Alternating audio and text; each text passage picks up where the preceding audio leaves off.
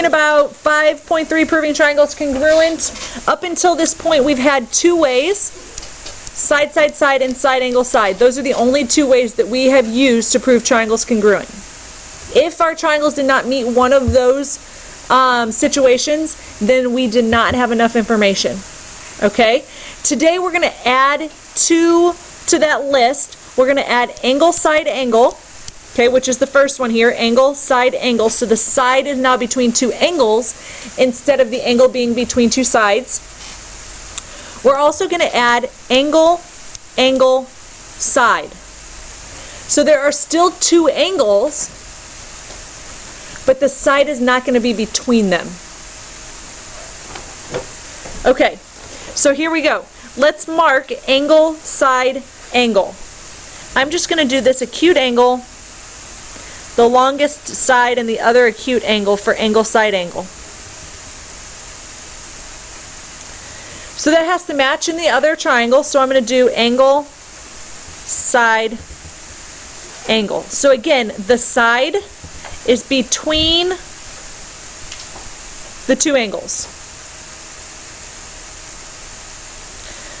So in the angle, angle, side, we're still going to have two angles congruent, so I'm going to go ahead and start by marking the angles congruent in the same place. But check it out. The side goes in a different spot. The side is not between the two angles. It's next to the angle. So angle, angle, side, angle, angle, side. Did you see the difference?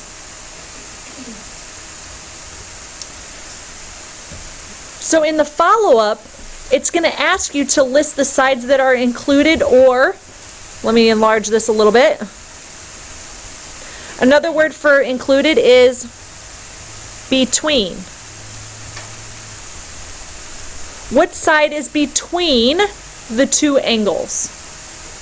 So what you're going to look at is you're going to say, okay, here's angle T and here's angle G. What side is between those two angles?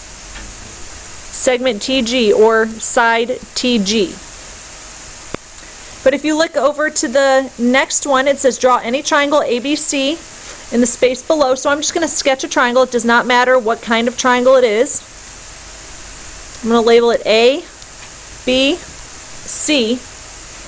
And now it says name the sides that are not included. So it might be easier to figure out what side is included and then go from there. So if you have angle A and angle B, what side is included, or what side is between? AB. So that leaves two sides that are not in between, which would be AC and BC. Finish that up. As angle, side, angle for triangle TGL, I'm just going to quickly sketch triangle TGL that matches the one above. And then I'm going to pick one of these to label in this picture that meets angle, side, angle. Now each one of these rows meets angle, side, angle. And I'm just going to take this top row here and I'm going to mark that in my picture. So angle T, angle G, in segment TG. That would be angle, side, angle. But if we copied the triangle over here, triangle ABC, just copying the same one I have above, we want to mark this angle, angle, side. And for that, I am going to do angle A and angle B.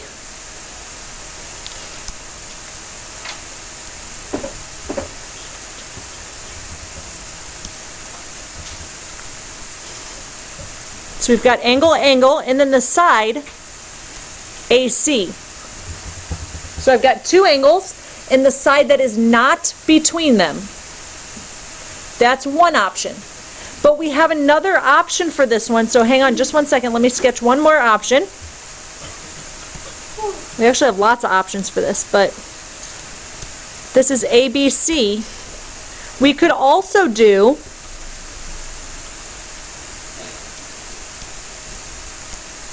angle A, angle B, and segment BC. Again, that is angle side because the side is not between the two angles. So now if we look at example 1, what do I always tell you to do before anything else when you're doing a problem? Mark your figure. So I don't even care what those directions say. I'm going to mark what I know. I know that BC is congruent to BC. It's in both triangles, but why is it congruent to itself? What is that called? The reflexive property. Okay, so now it says, based on the diagrams, can you use angle side angle to prove the triangle is congruent? Explain. Okay? So in this diagram, it might be helpful to just look at one of the triangles because there's a lot of stuff going on in that picture. Does that triangle meet angle side angle? The side is between the angles, right? So this is yes, angle side angle. And verify that it is correct in the triangle too, but start with 1. In B, there's nothing I can mark. Does it meet angle side angle? No. What does it meet? Angle, side. The side is not between the angles.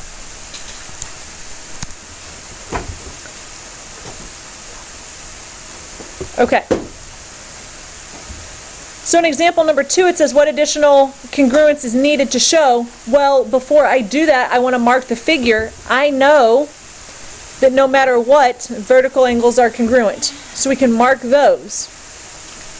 So now it says what else do we need to know in order to prove them congruent by angle side angle? Do we need another side or another angle? Angle. What angle? N congruent to? Whoops. J. That's right. Because if you picked the other angles, if you picked K and M, that would be angle side angle, not angle side. It would have to be these two.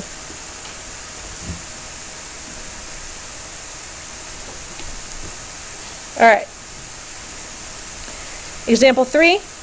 Does the diagram give enough information to show the triangles are congruent? It's not telling you by which method, so you can use side, side, side, side, angle, side, angle, or angle, side. So any of the 4 that we have learned. So mark them and determine if you can, by which theorem, or if you cannot.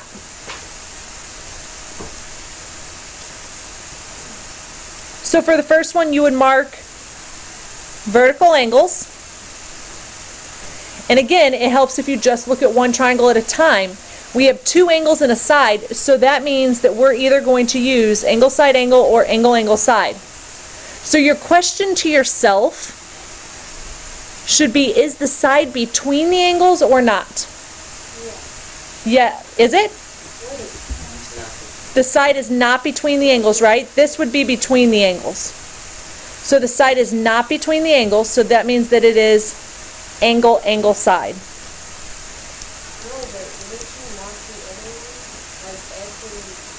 You don't have any way to know that because these are marked congruent, not parallel. You should have NP marked congruent to itself by the reflexive property. There's nothing else that we can mark in this picture. There's only 2 pieces of information, 2 sides, but all of our postulates or theorems, whatever, need 3 pieces of information. So this one says not enough info.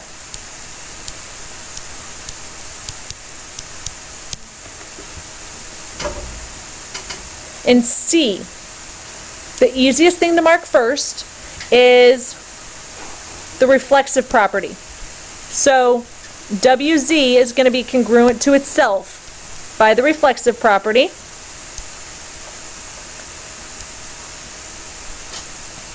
Okay? But then notice that you have arrows on the lines or on the segments, not tick marks. So it's not saying they're congruent. It's saying that they are parallel. And if you have parallel lines, what they're trying to get you to see is that alternate interior angles are congruent. Those are the ones that make the Z. It's the corner of the Z's. So if the top and bottom are parallel, you have parallel, transversal, parallel. So the corners 1 and 3 are congruent to each other.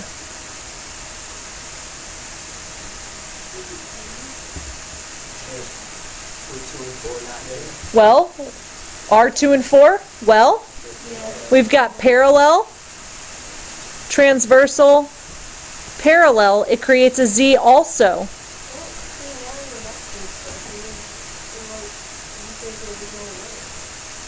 I'm marking it because they gave me markings that tell me that the lines are parallel. So that automatically makes me ask the question of, when I have parallel lines, what does that tell me? Why was it important that they told me that those lines are parallel? So now that the lines are parallel, that means we have alternate interior angles that are congruent. So now we have angle, side angle. Checkpoints in problem number 1. Yes, they gave you parallel lines, but they've already marked the angles congruent. So we don't really need to do any markings as far as the alternate interior angles are concerned. The only thing we need to mark is AC congruent to itself by the reflexive property. And if you look at one triangle at a time, you will see that it is angle, and then a side, and then an angle. The side is between the two angles, so they are congruent by angle, side, angle. Now, what are the two that we put on the list that you cannot use? You cannot use angle, side, side, but you could also not use angle, angle, angle. Those are the two that you cannot use ever. So if they give you a picture with no sides whatsoever marked congruent, and there's no sides that you can mark congruent by reflexive or anything like that, or midpoint, then it's automatically not enough info.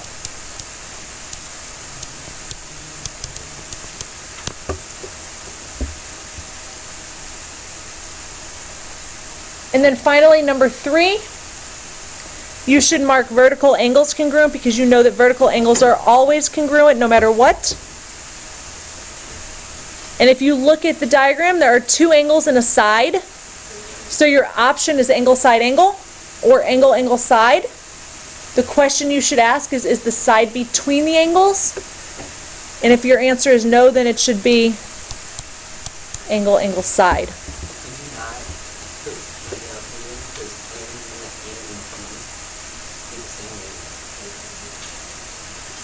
Can I do